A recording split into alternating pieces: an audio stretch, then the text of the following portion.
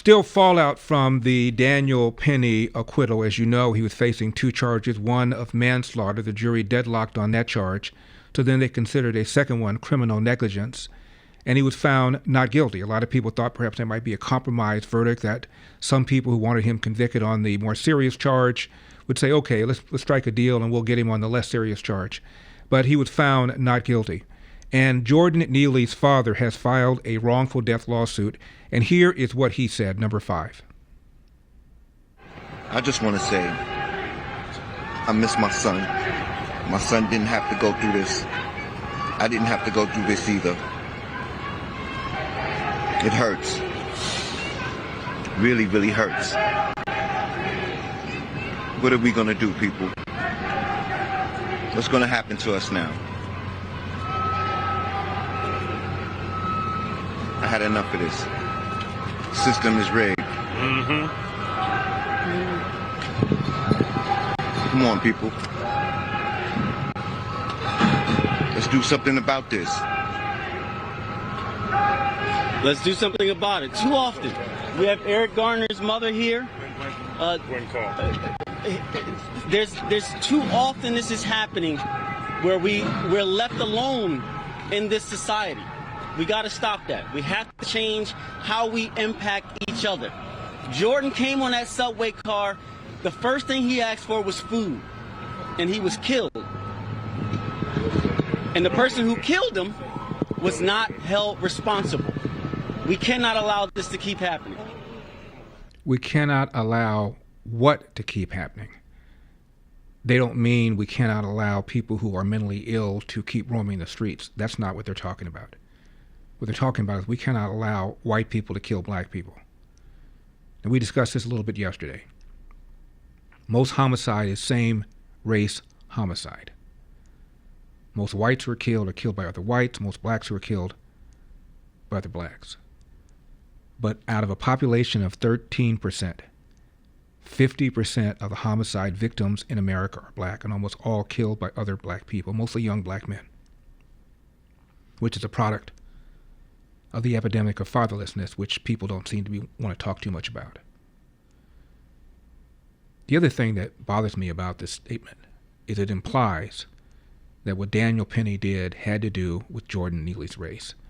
Is there any, I don't know, I'm looking for a word, I can't find the word, I found the word, evidence of that?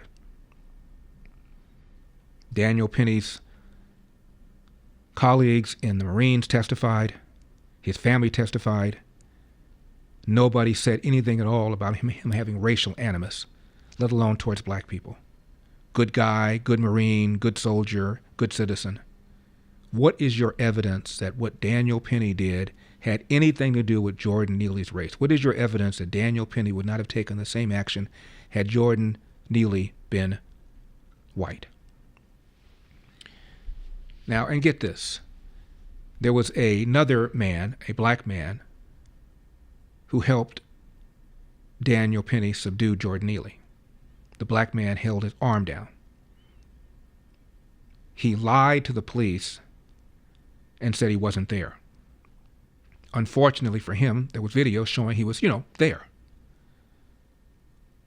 And so his lawyer struck a deal with the prosecution.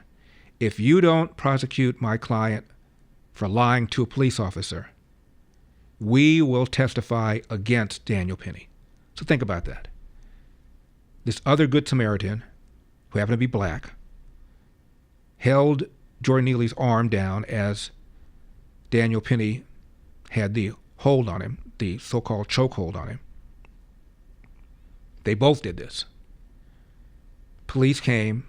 The other black guy took off, didn't want to get involved, got tracked down, and then told the police he wasn't there. They have him on video, and rather than say, yeah, I was there, and yeah, I helped sue this guy because we all thought he was a danger, he said through his lawyer, if you don't go after me for lying to a police officer, I will be one of your lead witnesses against Daniel Penny, even though I helped Daniel Penny. What is that?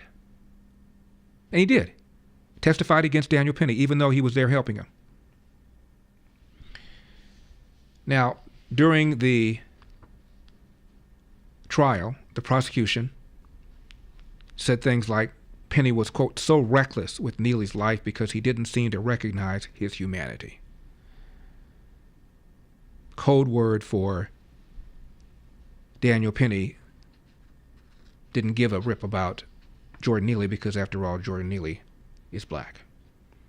And during the trial, the prosecution allowed witnesses to refer to Daniel Penny as the white man and even as murderer.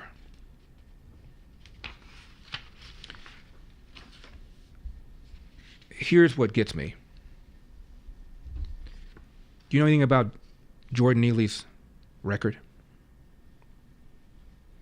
In 2019, he punched a man in the head, 65-year-old man, who was waiting for a subway in Greenwich Village. June 2021, he had a woman in the head inside a deli in East Village. She was in her late 60s. November 2021, Neely broke the nose and fractured the eye socket of a 67-year-old woman as she left a subway on the Lower East Side. June 2019, banged on the door of a subway ticket agent's booth and threatened to kill her.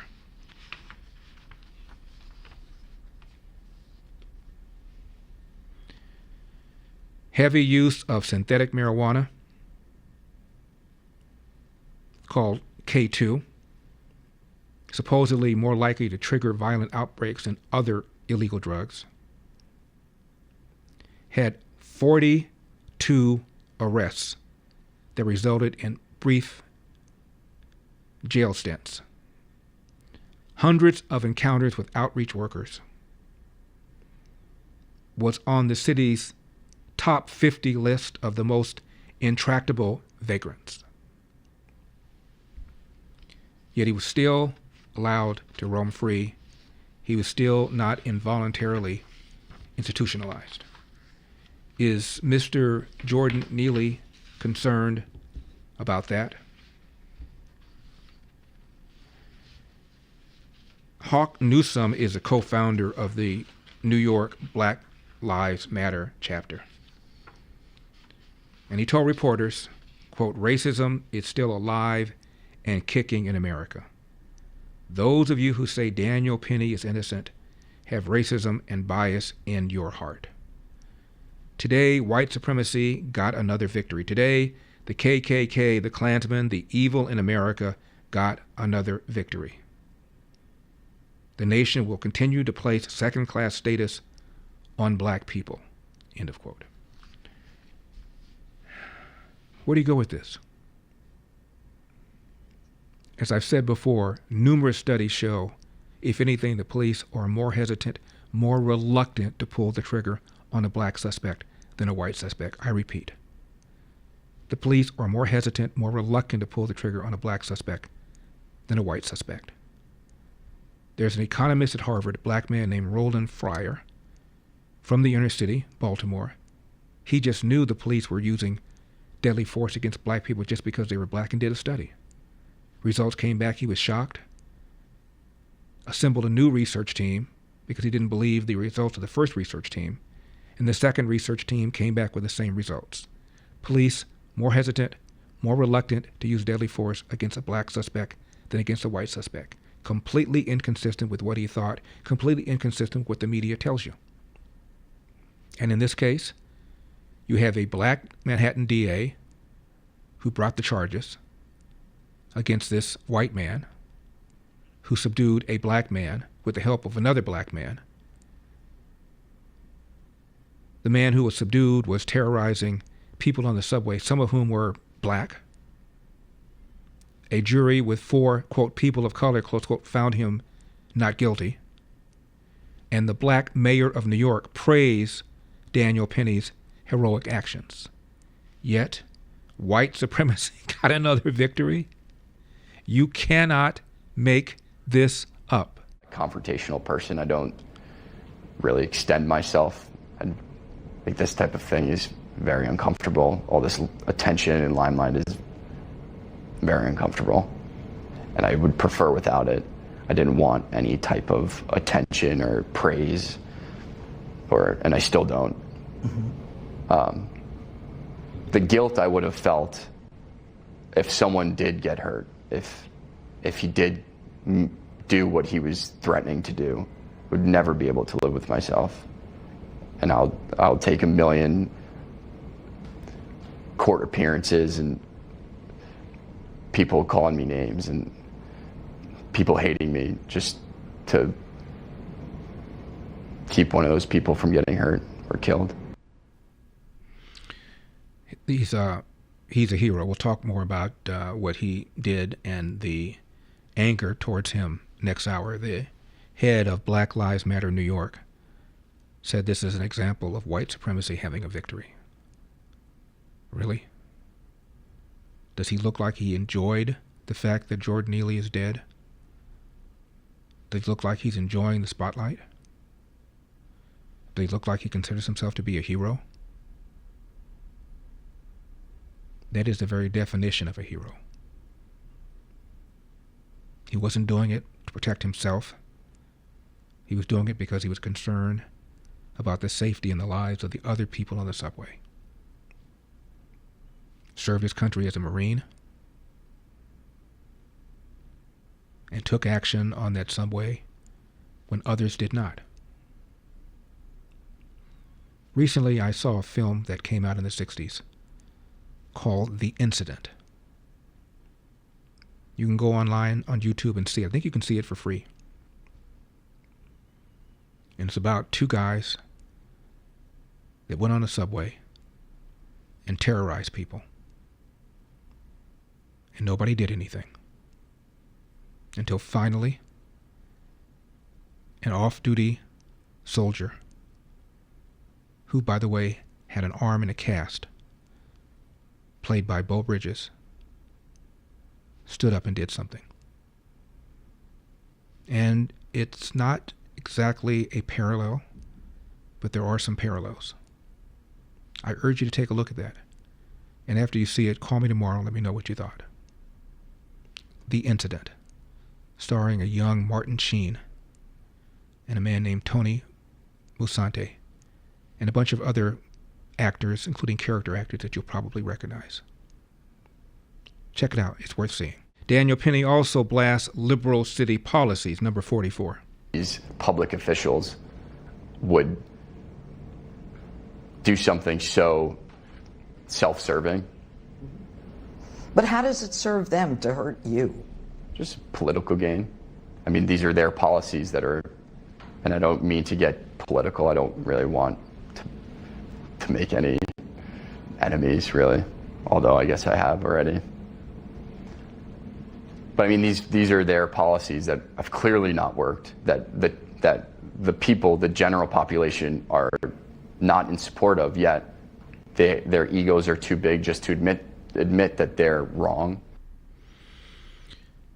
And we talked about people like Barack Obama, who have advanced a narrative that the police are engaging in systemic racism or abusing black people, to the point where, as I've said earlier, the second half of his second term, a black man murdered 2 police officers in New York as they sat in their squad cars, killed them execution style. Officers Lou and Ramos, by a black man who either told friends or posted on social media his anger at the police because he bought into the narrative. Then in Baton Rouge, Louisiana, 3 officers were killed, also execution style, by another black man who also told friends or posted on social media his anger over that narrative.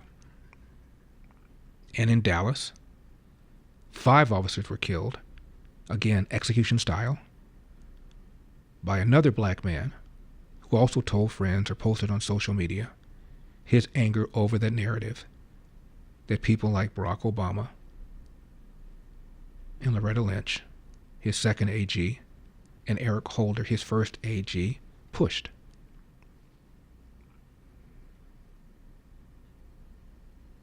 There was a study done by a data scientist with Thomson Reuters. His name is Isaac Krugman. Kriegman, and he posted on their sort of internal computer bullet board his study that shows when there are high-profile shootings of black men, like Michael Brown outside of St. Louis,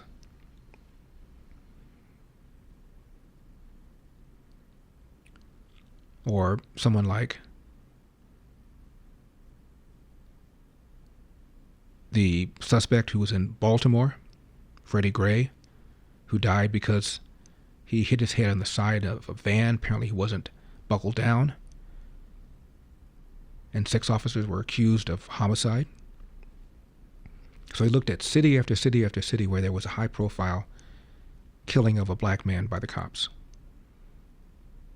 And he found out that afterwards, the police were no longer engaging in proactive policing. They were responding to radio calls. That's pretty much it. Crime went up. Deaths went up. You know what went down? Arrests. And the people who were disproportionately hurt and killed were black and brown people, the people that the people on the left purport to care about. It's called the Ferguson effect or the George Floyd effect. And that is the phenomenon of cops no longer engaging in proactive policing. How many times do you have to arrest somebody like Jordan Neely before he's taken off the streets or involuntarily institutionalized because of his mental condition? And we talked about this too. On the very day that Daniel Penny pled not guilty to manslaughter, a Brooklyn grand jury declined to bring charges against a Good Samaritan on a Brooklyn subway, only he happened to be black. There was a man terrorizing people on that subway. The man hit the Good Samaritan's girlfriend with his fist. The Good Samaritan pulls out a knife and stabs the assailant, and the assailant dies.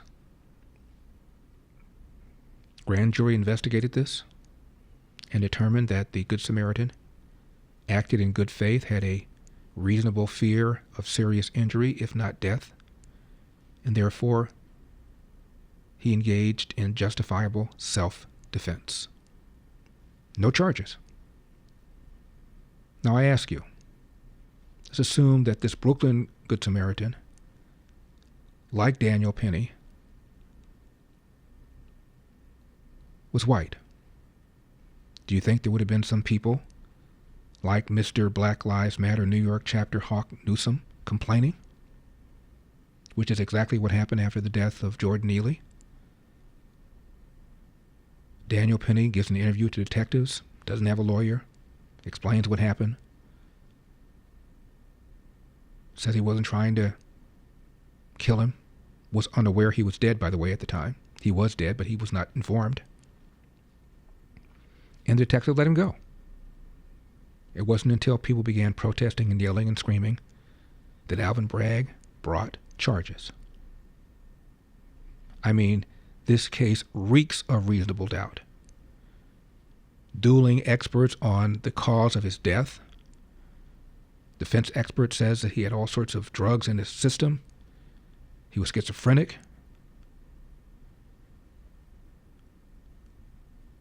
And the expert for the police said it was because of the chokehold.